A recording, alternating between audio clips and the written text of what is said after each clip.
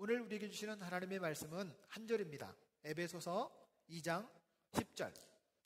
저와 여러분들이 한 목소리로 이 말씀을 봉독하겠습니다. 에베소서 2장 10절 함께 봉독합니다. 우리는 그가 만드신 바라 그리스도 예수 안에서 선한 일을 위하여 지으심을 받은 자니 이 일은 하나님이 전에 예비하사 우리로 그 가운데서 행하게 하려 하심이니라. 아멘. 오늘 말씀의 제목을 저를 따라서 한번 읽어주시기 바랍니다. 나를 향한 하나님의 뜻은 무엇일까요? 그 말을 안 따랐어야 돼요. 다시 한번. 나를 향한 하나님의 뜻은 무엇일까요? 그것을 좀 알아보고 싶습니다. 저는 하나님의 뜻을 압니다. 그런데 하나님의 뜻을 모릅니다. 날마다 하나님의 뜻이 무엇인지 몸부림치고 또 하나님의 뜻이 무엇인지를 알기 위해서 성경을 읽습니다. 하나님의 뜻이 무엇인지 기도합니다. 하나님의 뜻이 무엇인지 사람들과 대화를 나누고 제 멘토이신 분들과 또 우리 간사님들과 우리 권사님들과 또 이야기를 합니다. 가끔 질문도 합니다. 내 삶을 향한 하나님의 뜻이 무엇일까? 목사인 저도 고민하고 또 고민합니다. 신문도 읽고 나와 다른 사람들의 생각이 다른 사람들의 글도 있고 영상도 있습니다. 저 사람들은 또 뭐라고 얘기할까?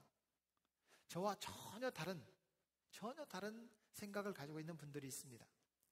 그분들을 향해서 또 하나님께서 나에게 말씀하실 수도 있겠다. 그래서 하나님의 뜻이 무엇인가를 늘 고민하고 찾아갑니다. 코로나처럼 이렇게 극심한 전염병 때문에 고통을 당하고 있는 이 시대에 하나님은 우리에게 뭐라고 말씀하시나? 나는 정말 잘 살고 있는가? 이대로 계속 쭉 살아도 될 것인가? 늘 저는 고민하고 또 기도합니다. 익산영락교회 담임목사로서 정말 더 심사숙고하면서 우리 성도들을 어떻게 믿음으로 잘 이끌어갈 것인가? 나처럼 부족한 그러한 주의 종이 익산영락교회의 담임목사로서 어떻게 하는 것이 하나님이 기뻐하시는 뜻일까? 이걸 가지고 또 기도합니다. 사랑하는 여러분, 분명한 것은 하나님께서 우리를 향한 계획이 있다는 사실입니다. 나를 향한 하나님이 기뻐하시는 계획이 있다는 겁니다. 그래서 저는 하나님이 기뻐하는 삶을 살고 싶어요. 하나님께서 기뻐하시는 목회를 하고 싶어요. 나를 향한 하나님의 뜻은 무엇일까요? 오늘은 나를 향한 하나님의 뜻에 대해서 함께 나눠보려고 합니다. 여러분들을 향한 하나님의 뜻이 무엇인지 아십니까? 알기를 바랍니다. 하나님께서 나를 향한 하나님의 계획, 왜 나를 이렇게 건강하게 하셨나? 나를 이렇게 아프게 하셨나? 나를 왜 이렇게 가난하게 하셨나? 나를 왜 이렇게 하나님께서 극적으로 채워주시나? 하나님께서 내 삶에 찾아오셔서 나를 향한 하나님의 분명한 뜻이 있을 텐데 우리가 그 하나님의 뜻을 알기를 원합니다. 보통 사람들은 하나님의 뜻을 알기 위한, 내 인생을 잘 살기 위한 몇 가지 기준들을 가지고 있습니다. 지난번에도 비슷한 말씀을 드린 적이 있습니다만 여러분, 사람들이 내 행동 기준을 따질 때 몇 가지 기준들이 있어요. 첫째는 자기 감정이 이끄는 대로 결정을 합니다. 좋은 의미로는 자기 감정이라고 말하지만 나쁜 의미로는 내 마음 내키는 대로 내 마음이야 라고 하는 거예요. 그렇게 행동을 결정을 합니다. 그런데 이 감정이라는 것이 시시각각으로 바뀌어요. 감정이 기준이 되어서는 때때로는 다른 사람에게 상처를 줄 수도 있고, 또 내 감정이 변함으로 인해서 자기 스스로가 상처를 받기도 합니다. 결코 자기 감정이 기준이 되는 것은 바람직한 방법이 아닐 수 있다는 겁니다. 두 번째는 자기의 지식만큼 결정합니다. 자기가 읽은 책, 자기가 지금까지 배운 지식으로 내 행동을 결정을 합니다. 행동이 기준이 지식이라고 한다면 자기 배운 만큼이에요. 자기가 아는 만큼이에요. 그래서 제일 무서운 사람이 책 딱 한 권 읽은 사람이에요. 그 사람은 그 한 권 읽었기 때문에 그 책만 기준해서 살아요. 정말 무서운 사람이에요. 서울 갔다 온 사람과 서울에 대해서 들은 사람과 누가 이겨요? 네, 서울에 대해서 들은 사람이 이겨요. 왜냐하면 자기가 아는 것은 그거밖에 없으니까. 자기의 지식만큼 결정을 합니다. 그런데 지식보다 더 중요한 것은 현장이라고 합니다. 현장에서 경험한 것과 책의 텍스트는 다를 수 있어요. 그러면 책이 옳아요? 현장이 옳아요? 보통은 현장에 움직이는 대로 돌아가요. 그런데 자기가 배운 지식은 이거라면 현장의 이야기를 듣지 않아요. 지식의 한계가 결국 내 삶을 더 옥죄게 돼 있어요. 세 번째는 관습적인 전통에 따라 결정을 하게 됩니다. 여러분 한번 묻겠습니다. 왜 조상님들에게 절을 해야죠? 조상님이 절을 받습니까? 우리는 전통적으로 그렇게 해왔기 때문에 절을 합니다. 근데 우리 성도들은 성경에서 절하지 말라 하니까 절하기보다는 기도합니다. 하나님, 이 조상님 이후로 살아가는 후손들이 믿음으로 살게 하옵소서. 우상을 숭배하는 삶이 되지 않게 하옵소서. 우리는 산소에 가서도 뭘 해요? 기도를 합니다. 관습적인 전통에 따라 결정을 하기 때문에 사람들은 그 관습이 옳다고 생각합니다. 그런데 관습이라는 것은 많은 사람들이 따라갈 때 그것이 전통이 되는 거예요. 여러 사람들이 그 문화권에서 행동을 했던 그 반복된 삶이 관습이 되는 거예요. 그러다 보니 그 관습은 오래되면 오래될수록 좋다고 합니다. 그러면 오래되면 오래될수록 고칠 수가 없다는 의미이기도 합니다. 그 전통에 기준하면 그 지역, 그 문화에는 맞아요. 다른 지역에는요, 안 맞아요. 안 맞을 수 있어요. 그렇기 때문에 전통이 기준이 된다고 한다면 누군가에게는 맞지만 누군가에는 부담이 될 수 있다라고 하는 거예요. 전통이 우리 행동의 기준이 될 수 없습니다. 네 번째는 전문가의 전문성을 의지하여 결정을 하려고 합니다. 박사는 학문의 최고봉을 의미하는 표현으로 박사라는 표현을 씁니다. 그래서 넓을 박자에 선비사자, 넓은 것을 아는 박식한 스승이라는 의미가 있습니다. 그런데 옛날 박사님들은 여러 분야에 수학, 과학, 철학, 논리학, 심리학 모든 분야를 다 알았는데 요즘 박사님들은 자기 분야만 알아요. 개미 뒷다리만 알아요. 코로나 바이러스만 알아요. 자기 분야에 대해서는 전문성을 갖고 있지만 다른 분야에 대해서는 모르는 경우가 많아요. 그런데 박사님이잖아요. 그러니까 아는 체를 해요. 나는 박사인데. 결국 이 박사라고 하는 그 기준이 많은 사람들에게 행동을 제시할 수 있는 기준이 될 수 있다는 거예요. 전문성이. 그런데 그것도 제한적이라는 거죠. 결국 지식이나 감정이나 전통이나 전문성, 이러한 것들이 사람의 행동의 기준이 된다는 것은 결국 사람의 삶의 문화가 그렇게 제시하고 있다는 거예요. 나는 그 길을 따라간다는 거예요. 누가요? 사람이.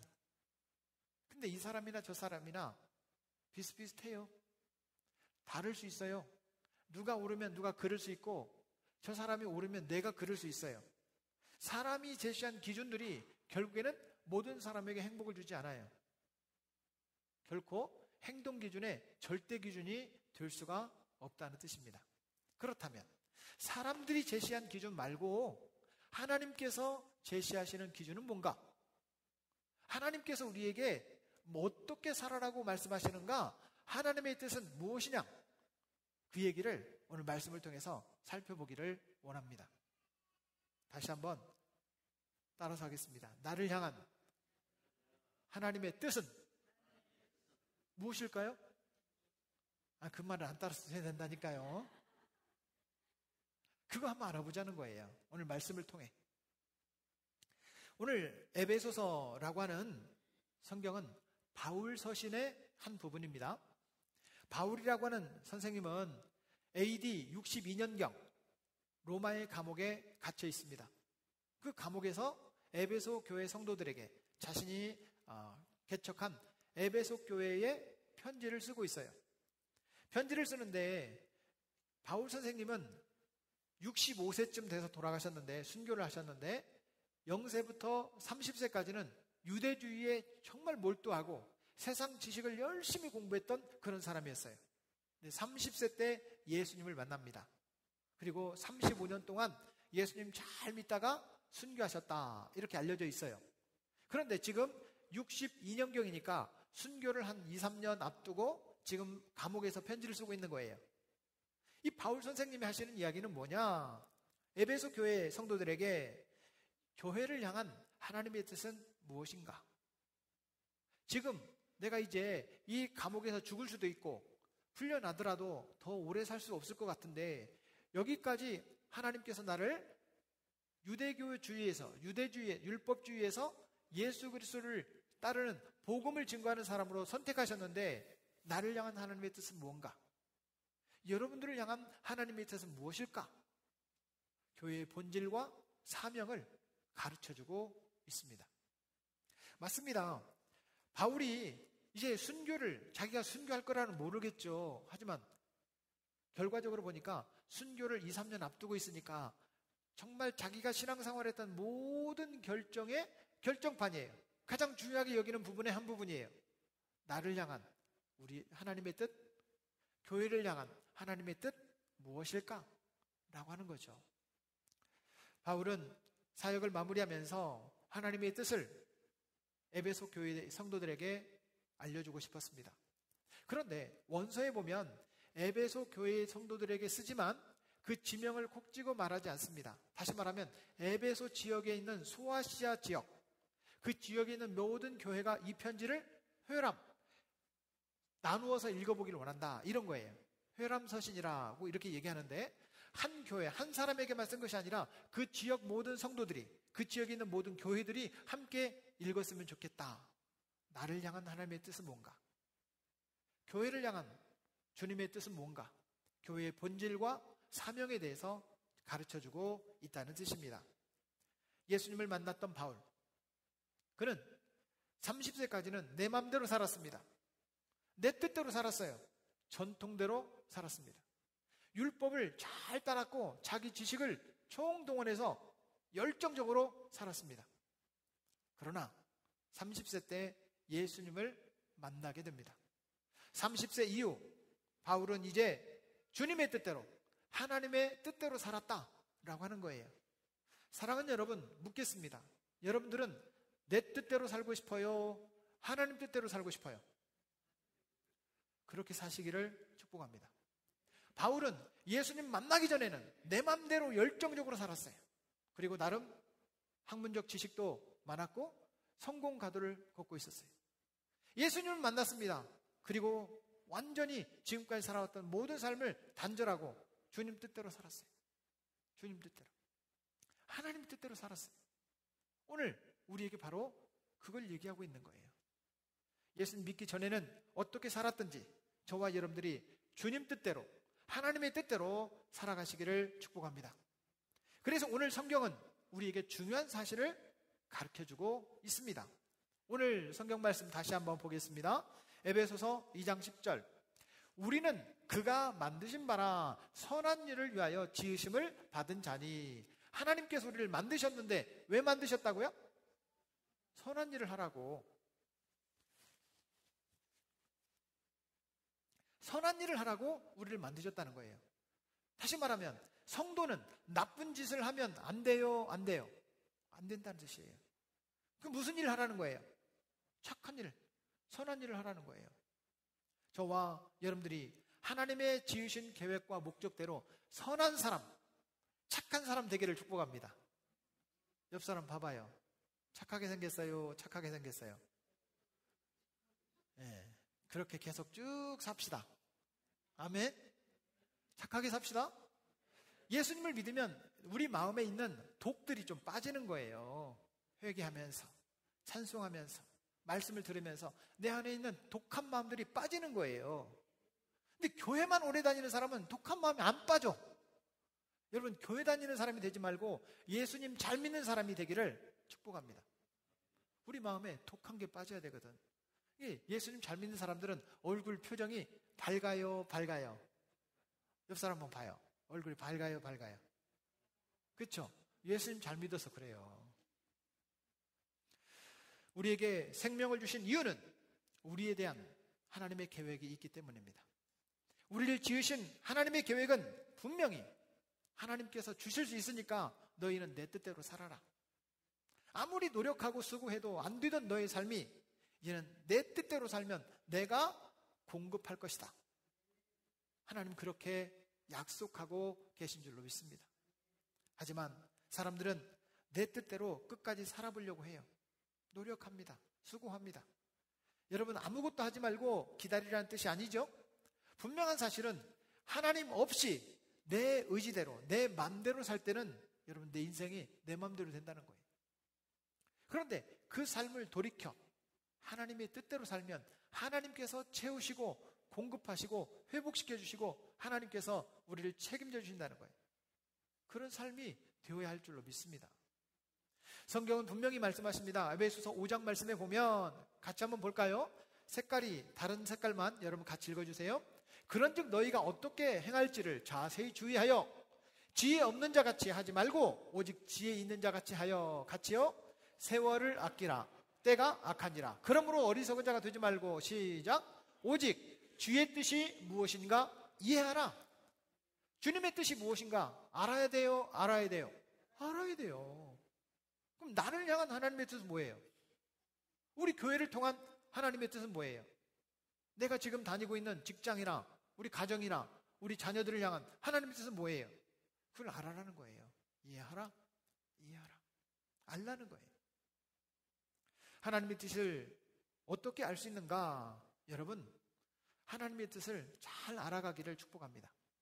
그래서 오늘 말씀을 통해 하나님의 뜻을 어떻게 알 수 있습니까? 이야기를 함께 나눠보고 싶습니다. 첫째, 하나님과 친해지시기를 바랍니다. 따라하겠습니다. 하나님과 친해야 합니다. 여러분 스스로 생각해 보세요. 나하고 제일 친한 친구 누구예요? 양지영. 저는 양지영하고 제일 친해요. 여러분 친하니까요 계속 같이 살아요. 어떤 때는 마음에 안 들 때도 있어요. 그래서 계속 살아요. 왜요? 친하니까. 막 제가 눈치 보면서라도 막 더 친해지려고 해요. 여러분 친하게 지내야 돼요? 친하게 지내야 돼요? 친하게 지내야 돼요. 이제는 눈빛만 봐도 무슨 말 하는지 알아요. 왜요? 친하니까. 주님은 오늘 말씀하십니다. 우리는 그의 만드신 바라. 하나님이 우리를 만드셨다는 거예요. 뭐 하려고? 친하게 지내려고. 친하게 지내려고. 이것은 바로 하나님과 우리의 관계를 의미하고 있습니다. 하나님의 뜻은 하나님과 우리 사이가 더 가까운 관계, 긴밀한 관계가 되기를 원하신다는 뜻이에요. 고린도전서 1장 9절입니다. 같이 큰 목소리로 읽겠습니다.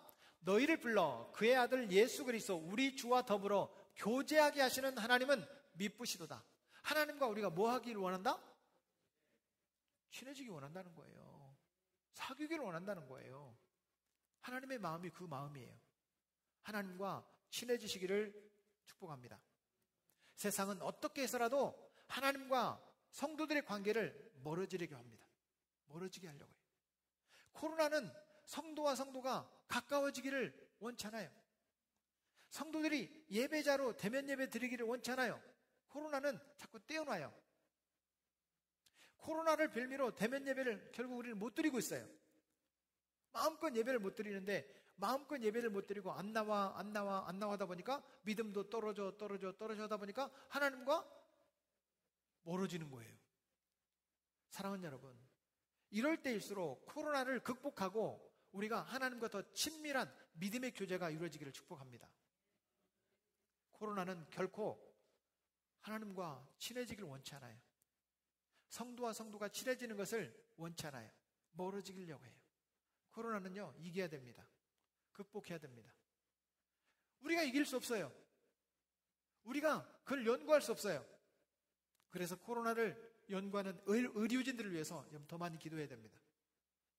솔직히 정치인들은 못 믿겠습니다. 정치인들은 의료적인 것도 정치적으로 써먹으려고 하니까. 그러나 의료진들은 제가 믿습니다.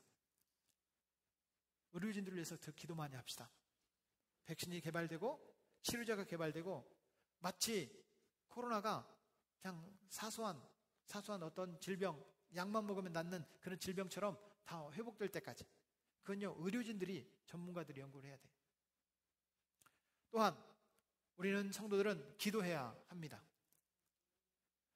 코로나를 극복을 위해서 우리가 함께 기도해야 돼요. 하나님의 자녀는 하나님과 더 친밀해져야 되는데 세상은 하나님과 우리가 점점 멀어지는 많은 장치들을 갖고 있습니다. 즐거움이라는 거, 쾌락이라는 거, 재미라는 거, 흥미라는 거, 긴 연휴라는 거. 이런 게 사람과 하나님이 멀어지게 만들어요. 집에 있어라 부모님한테 가지 마라 했는데 집에 안 가요. 이제 부모님 오지 말라고 하니까. 어디로 가요? 제주도로 가. 강원도에 펜션들이 만석이 됐어요. 자리가 없어, 자리가. 그런데 이분들도 기쁘지 않아. 전국에서 모였다가 흩어지니까. 사랑하는 여러분, 사람들은 흥미와 재미를 통해서 자기들끼리는 가까워지려고 하는데 하나님과 우리 사이를 멀어지게 만듭니다. 코로나는 절대 하나님이 우리에게 주신 게 아니에요. 과연 하나님께서 우리와 친밀해지기를 원하시는 하나님은 왜 우리에게 친밀해지기를 원하실까요? 성경에 보면 하나님과 친밀해지는 방법, 이런 방법에 대해서 잘 가르쳐주지 않아요. 대신 보여주시는 거예요. 하나님과 아들 예수 그리스도가 너무나 친밀하다는 것을 보여주시는 거예요. 예수님께서 이 땅에 오셔서 가난하고 지친 영혼들을 사랑하시는 것을 보여주시는 거예요. 특별히 소외되고 지치고 가난하고 병들고 죄인 취급당하는 사람들을 주님은 찾아가셨어요. 그리고 뭐가 되어주셨어요?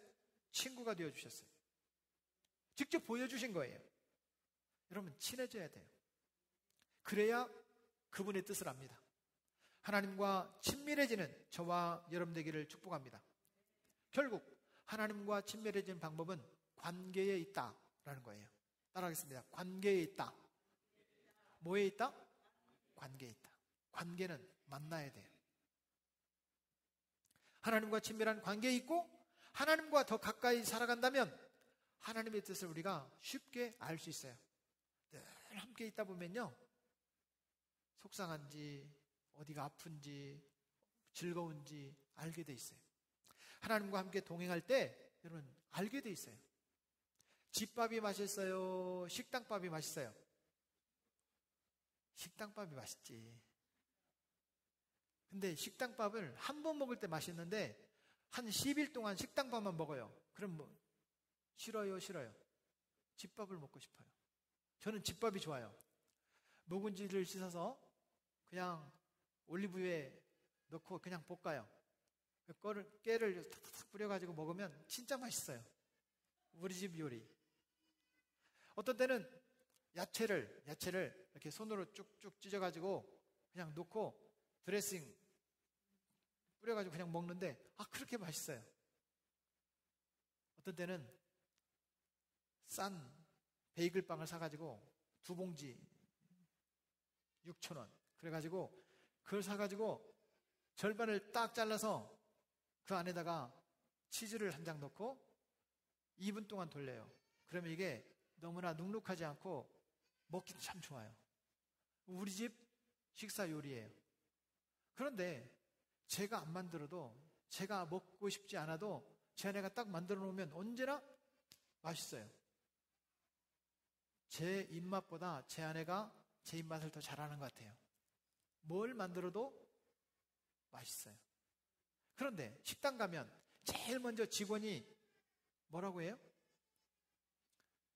기다리면 될 텐데 직원이 뭐라고 해요? 뭘 드시겠습니까? 물어보잖아요. 내가 뭘 좋아하는지 몰라요? 몰라요? 몰라요. 그게 집밥과 식당 직원의 차이예요. 제 아내는 뭘 먹어야 될지 알아요.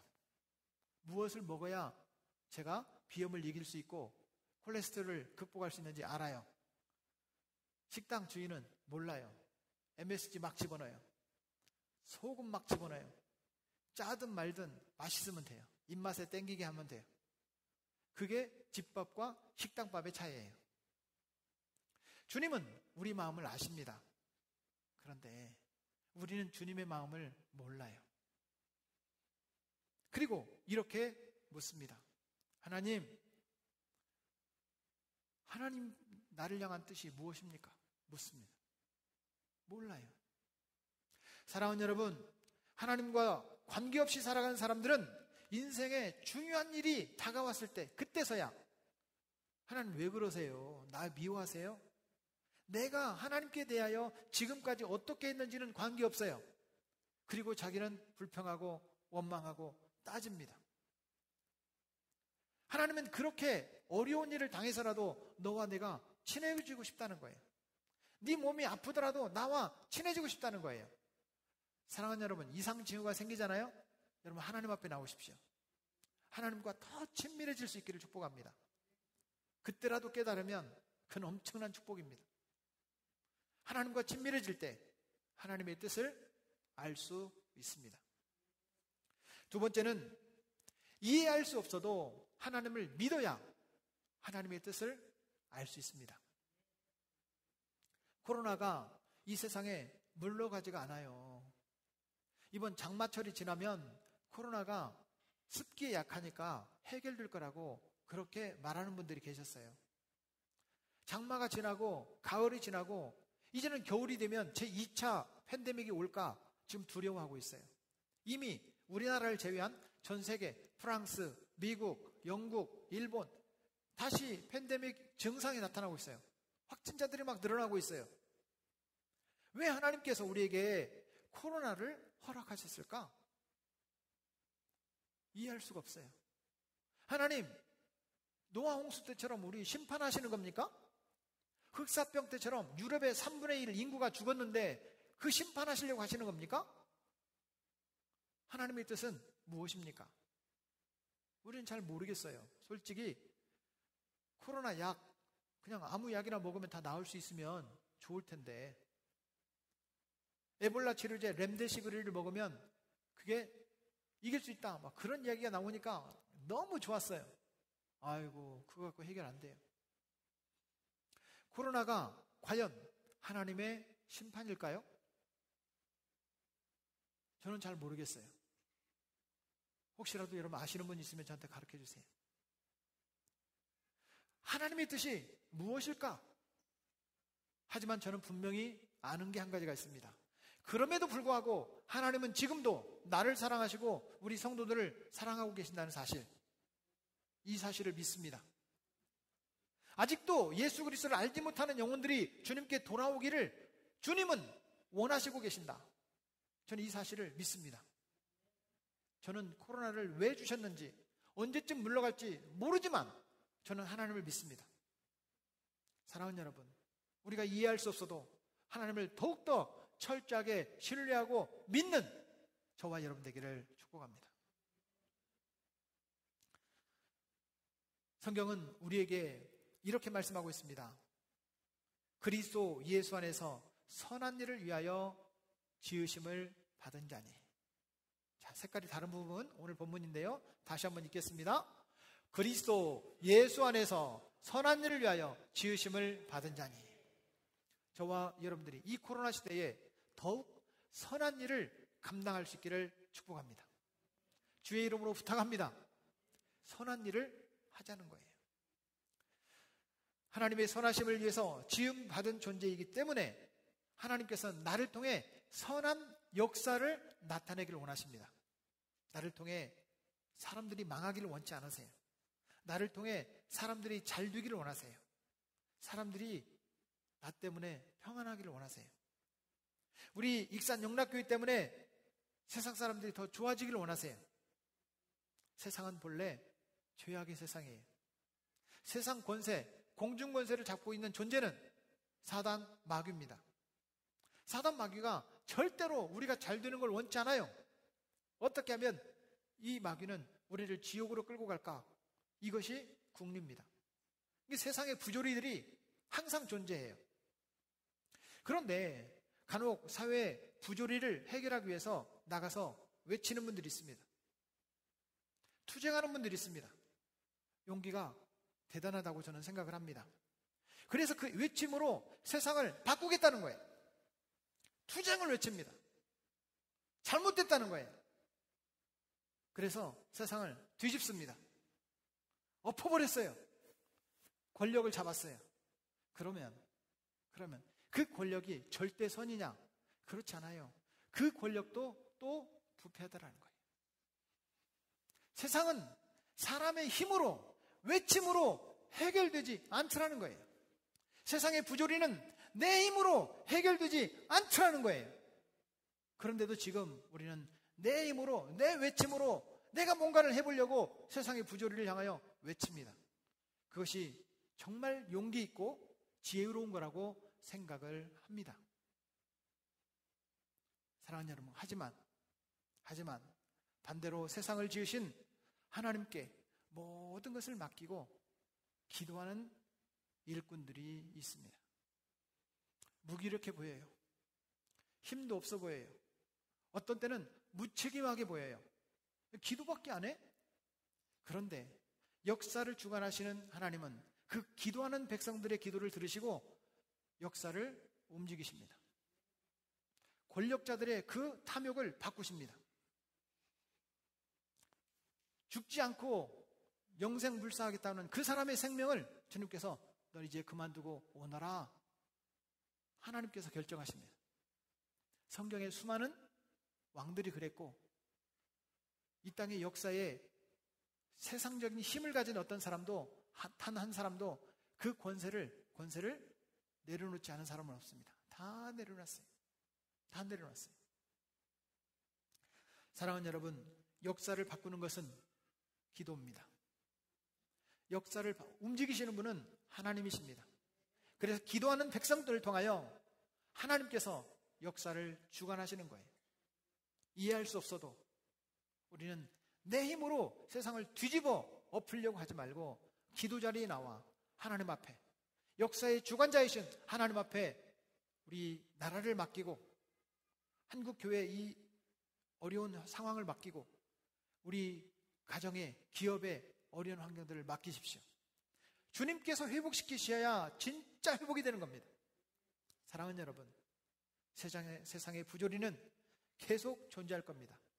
하지만 기도하는 일꾼들은 너무나도 줄어들고 있습니다. 저는 목사이기 때문에 많은 성도들의 이야기를 듣고 목회자들의 얘기를 들어요. 교회마다 기도 소리가 사라지고 있다는 거예요. 기도원에 기도하는 분들이 없다는 거예요. 금식 기도원에 금식하는 사람이 없다는 거예요. 기도 소리가 줄어들고 있다는 거예요. 우리가 이해할 수 없어도, 아니 내 힘으로 뭔가 할 수 없어도 사랑하는 여러분, 주님 앞에 나와 기도합시다. 하나님께서 그 믿는 성도들의 간구를 들으시고 상황과 환경과 조건과 이유를 해결해 주실 줄로 믿습니다. 잠언 3장 5절에서 6절 우리 같이 한번 읽겠습니다. 너는 마음을 다하여 여호와를 신뢰하고 내 명철을 의지하지 말라. 너는 범사의 그를 인정하라. 그리하면 내 길을 지도하시리라. 주님께서 지도하실 줄로 믿습니다. 하나님께서 주시는 지혜를 간구하십시오. 하나님께서 주시는 명철을 간구하십시오. 하나님께서 우리 길을, 우리의 삶을 지도해 주실 줄로 믿습니다. 우리가 하나님께 의뢰하면 하나님은 우리 앞길을 인도하십니다. 아브라함을 보세요. 아브라함은 하나님 앞에 100세 되어서 아들을 낳았어요. 어제 은총이가 이제 돌 사진을 찍었대요. 2시에. 그래서 돌 사진을 찍었는데, 돌 사진을 찍기 위해서 오전에 잠을 재우더만요. 컨디션이 좋아야 되니까 뭐 그런 게 있더라고요. 그래서 오늘 컨디션이 좋아요. 지금도 자요. 돌 사진 찍으려고 어제 찍었는데. 그런데 그냥 보기만 해도 너무 예뻐요. 그런데 이 필룡 집사님이나 권혜 집사님 보면 100세예요? 100세가 아니에요? 100세가 아니어도 저렇게 예쁜데 100세가 돼가지고 아들을 낳았어. 아파요. 예뻐요. 눈에 넣어도 안 아파요. 그럴 정도로 예쁘단 말이에요. 근데 그 이삭을 저 모리아산에 가서 내게 드려라. 하나님은 사람을 잡아들이는 걸 원치 않으시고 짐승을 잡아들이라고 하는 것이 율법 아니에요? 따질 수 있습니다. 따질 수 있어요. 하나님은 사람을 잡아들이는 제사법을 원치 않으시는 분인 걸 알고 있는데, 하나님 이거 혹시 잘못 말씀하신 거 아니에요? 라고 말할 수 있습니다. 그런데 아브라함은요, 이해할 수 없지만 순종하기로 결정합니다. 이삭을 데리고 가서 잡아 드리려고 합니다. 그런데 여러분, 그 내용들은 다 생략하고 그 순종하는 모습을 보셨던 하나님, 나는 이해할 수가 없는데 어떻게 아들을 잡아드려? 아들을 잡아드릴 수가 없지요. 그런데 이해할 수 없어도 순종했던 그 아브라함을 보시면서 하나님께서 아브라함에게 무엇을 약속하느냐? 성경은 이렇게 말씀하십니다. 창세기 22장, 색깔이 다른 부분만 같이 읽어주시고 제가 읽겠습니다.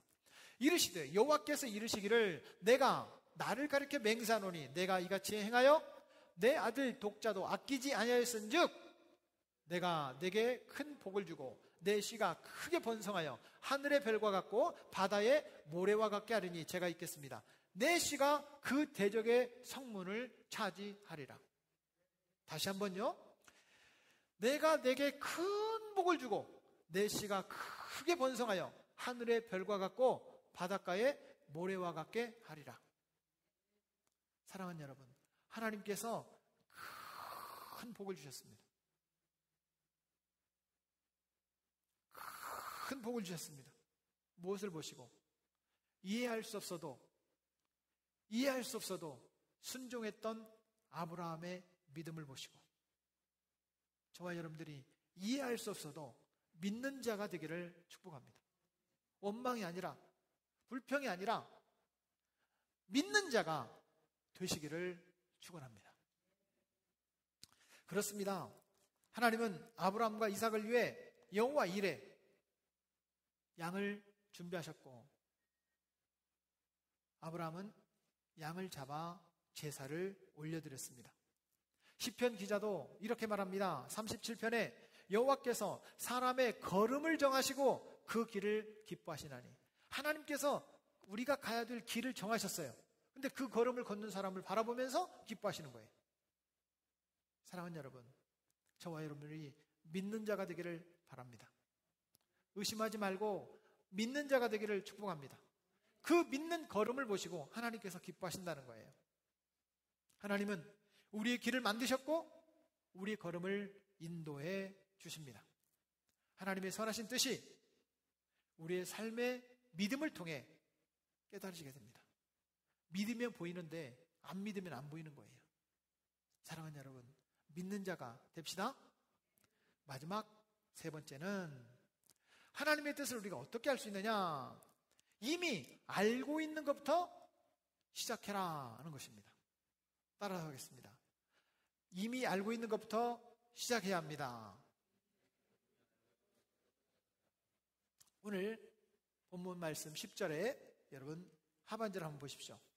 우리로 그 가운데서 행하게 하려 하심이니라. 시작. 우리로 그 가운데서 행하게 하려 하심이니라.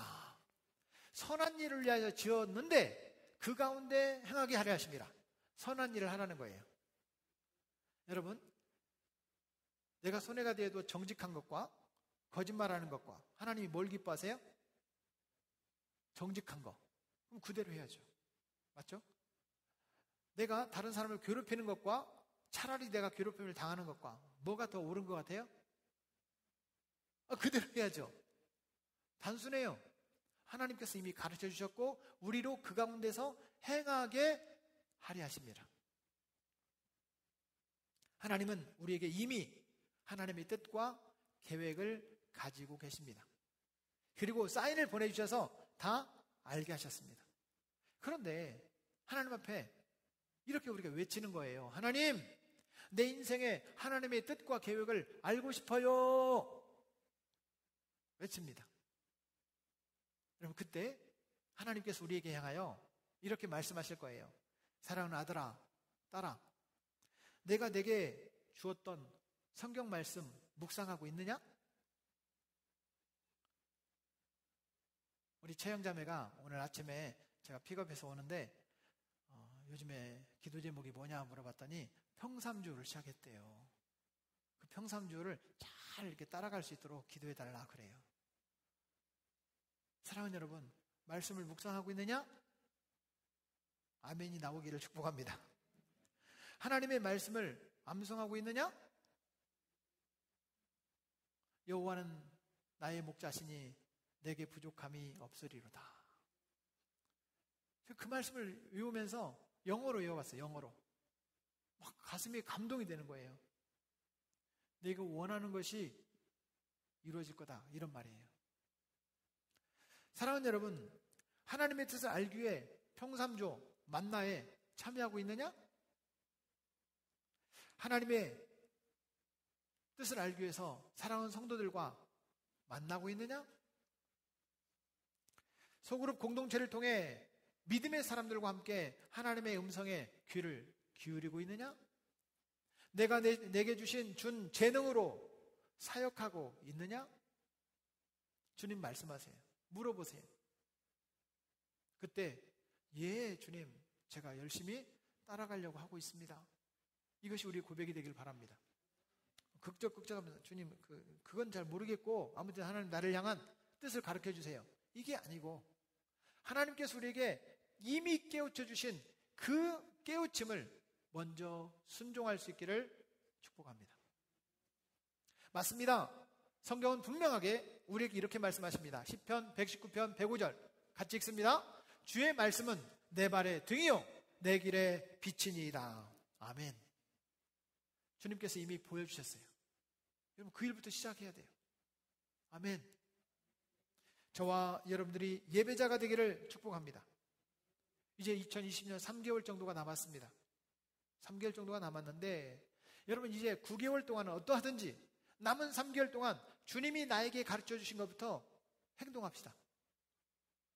비대면 예배를 자꾸 강조하다 보니까 예배를 안 나와도 되는 것처럼 생각하는 분들이 계십니다.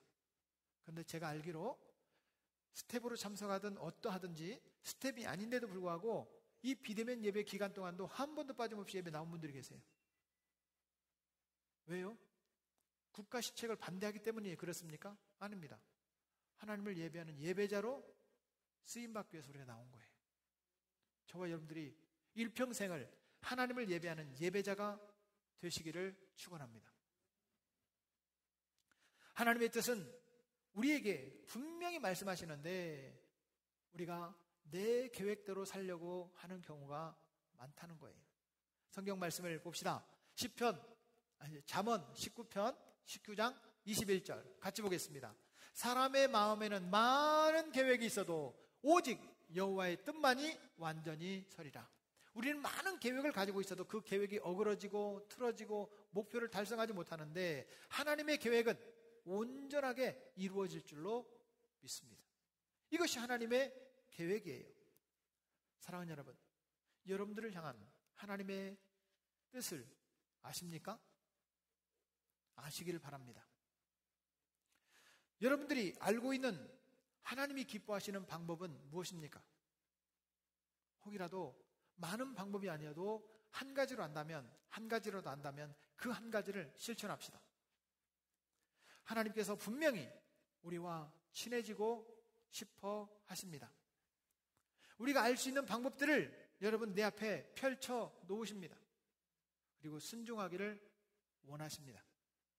순종할 때 나머지는 내가 하겠다는 거예요. 하나님께서 행하시겠다는 거예요. 하나님이 먼저 축복해 주세요. 내가 순종할 테니까. 그게 아니고 먼저 순종을 요청하십니다.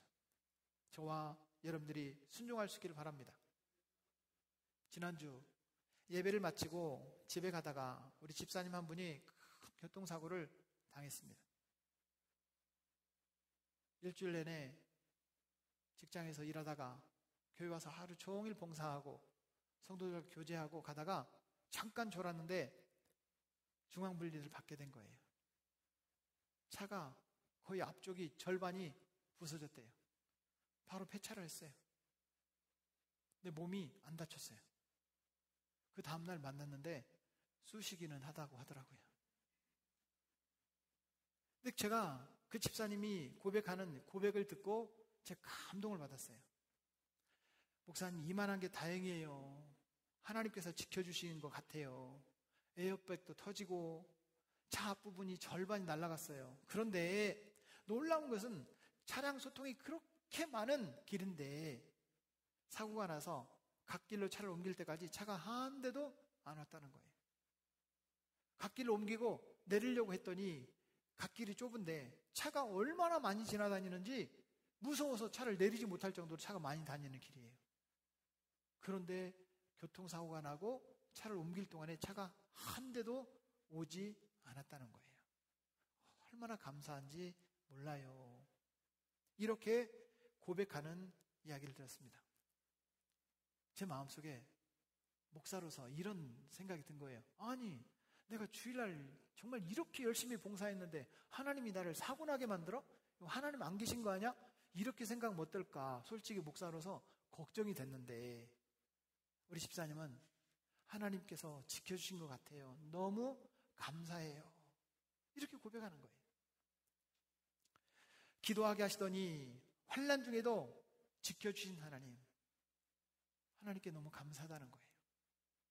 사랑하는 여러분, 사고가 나고 문제가 생겨서 기도하는 것이 아니라 그 전부터 기도하는 일꾼 되기를 축복합니다. 그럼 그 어려움이 있어도 참 감사하다 이런 고백이 나올 줄로 믿습니다. 그렇습니다. 폐차를 하고 이제 한 달 후면은 더 좋은 차가 나온대요. 더 좋은 차 기대하십시오. 우리 교회에 더 좋은 차 한 대 생깁니다. 이제 엄청 좋은 차. 하나님께서는 분명히 우리의 삶을 더 좋은 것으로 채워주기를 원하시는 줄로 믿습니다. 나를 향한 하나님의 계획은 우리를 넘어뜨리는 게 아니에요. 우리를 망하게 하는 게 아니에요. 하나님의 계획은 더 좋은 것을 채워주시기를 원하십니다. 우리는 하나님의 뜻을 이미 알고 있습니다. 아는 것들이 많습니다. 그것부터 순종합시다. 그것부터 순종합시다.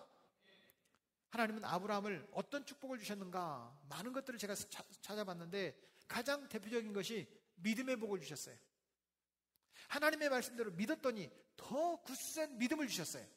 그리고 아브라함을 믿음의 조상이 되게 하셨습니다. 사랑하는 여러분, 우리 성도들이 정말 믿음의 복이 있기를 축복합니다.